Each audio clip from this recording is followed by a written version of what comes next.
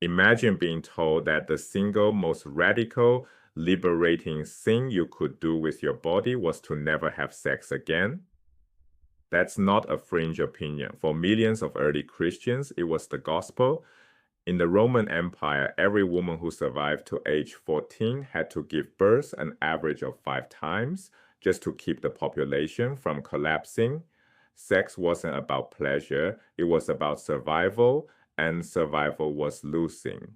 To understand why celibacy felt like freedom, we first need to understand what ancient people were trying to escape: death, not death as an abstraction, death as a constant household presence. Roughly half of all children born in the Roman Empire died before age 10. Mothers died in childbirth at staggering rates. Disease, famine, and infection swept through cities with no antibiotics, no sanitation, no vaccines. Every family buried children.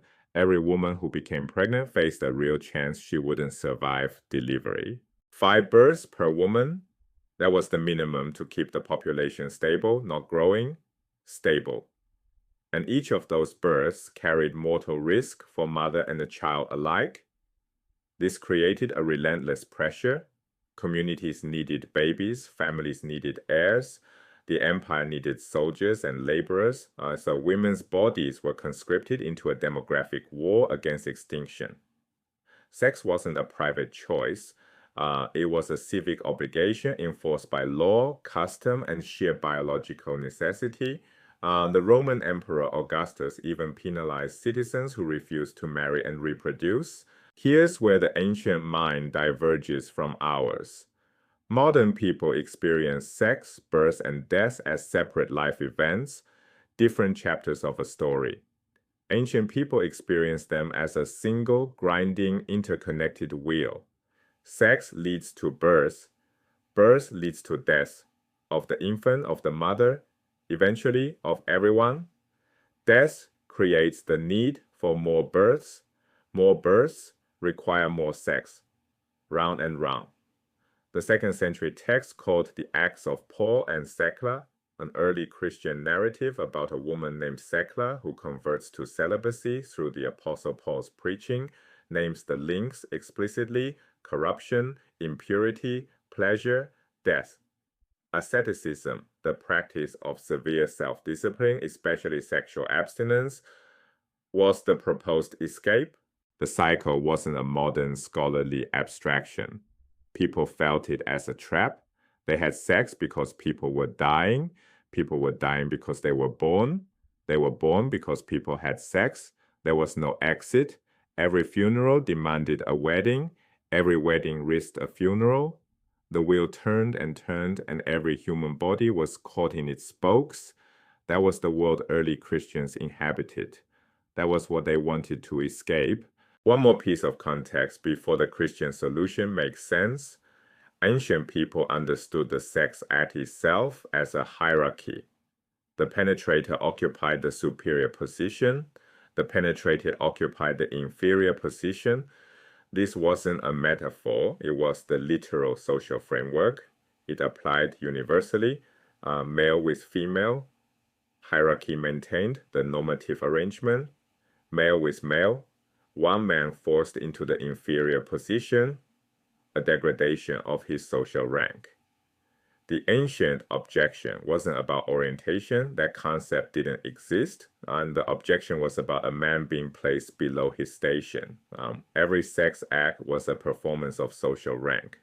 Sex wasn't private or romantic, it was political and structural. So the cycle was real, the hierarchy was embedded, and the death was everywhere.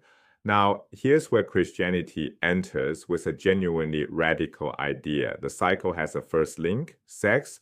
Break that link, and the entire wheel stops. No sex means no childbirth. No childbirth means no death in childbirth. No new bodies fed into the grinding machine. But here's the problem. If everyone stops having sex, the population dies out.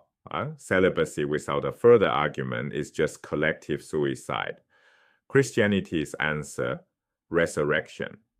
In this context, resurrection means the Christian belief that the faithful dead will be physically raised to eternal life. If the faithful will be raised and live forever, there is no need to replace the dying. The entire rationale for reproduction collapses. Follow the logic step by step. Death is everywhere. The current solution is constant reproduction to replace the dying. But reproduction feeds the cycle. Birth leads back to death, leads back to more sex needed. Christianity says resurrection eliminates death permanently. No need to replace the dying, no need for sex. The cycle is broken. Celibacy equals liberation. This logic is internally coherent, given its premises, omnipresent death, the inseparable link between sex and reproduction, and the belief in bodily resurrection. Celibacy follows as a rational conclusion. Early Christians weren't prudes, they weren't anti-body.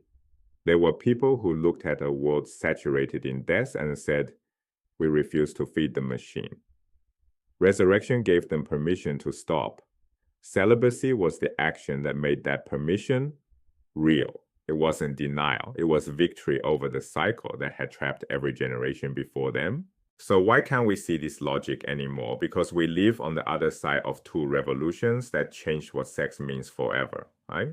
Both arrived in the 1970s, and together they made the ancient framework almost impossible for modern readers to recover. Revolution 1, the women's movement, contested the hierarchy embedded in the Sex Act. For thousands of years, penetration meant domination, superior over inferior. Feminism asserted that sex between equals was not only possible, but normative. The ancient hierarchy lost its cultural power. Revolution 2, reliable contraception decoupled heterosexual intercourse from pregnancy. For the first time in human history, sex could be routinely separated from reproduction. Before these shifts, every act of heterosexual intercourse carried the shadow of pregnancy, hierarchy, and, in the ancient world, death. After these shifts, sex could be about intimacy, pleasure, identity, choice, categories that would have been secondary or unintelligible to ancient people. Look at the contrast. Before the 1970s, sex meant duty, hierarchy, survival, danger. After the 1970s, sex meant intimacy, pleasure, identity, choice. These shifts didn't just change behavior, they changed what sex is.